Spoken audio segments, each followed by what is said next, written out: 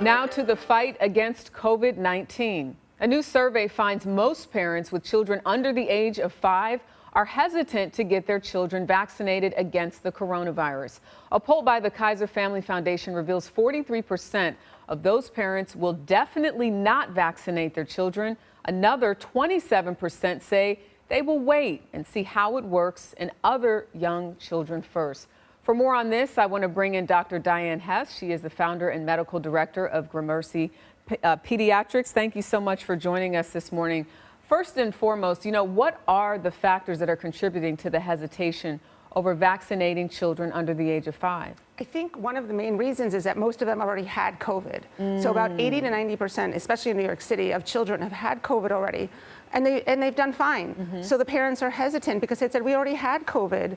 So my kid had, a fever for 4 or 5 days and some viral illness, vomiting, diarrhea, cough, but we made it through. So, they don't think they need the vaccine. And when you think about how medical professionals have been pushing the idea of get vaccinated, and knowing that it took some time before we got here where we can vaccinate children 5 years and younger, why is it imperative, why is it so important to vaccinate children, in your opinion, now that it's available? I actually don't know that I agree with that as much. So I feel like since your child already had COVID, I understand why they don't want to give the vaccine. And I also, believe me, I was the first one giving the vaccine. I was out in the high schools. I was working at Columbia University. This vaccine was designed for the strain of the virus from 2020. So it doesn't really protect against Omicron. We know that in children aged 5 to 11, it reduces hospitalization, but doesn't really reduce getting infected. And I can tell you right now that I have patients who are still getting COVID and are vaccinated and they're not ending up in the hospital. But honestly, my patients weren't ending up in the hospital prior. So I do understand the hesitancy. Me, as a pediatrician, I recommend the vaccine. I gave it to my own children, but I do have to respect the other parents who said this was just a viral illness. We want to wait and see if they have a better vaccine that's going to be more geared towards Omicron. Also, parents are waiting because the vaccine does wear off, and they're like, now it's summer, they're outdoors. Maybe we should wait towards school, when school starts, and give it then. And then I think the biggest driving factor is that the parents don't want to be sent home with their kids for 10 days every time they're exposed.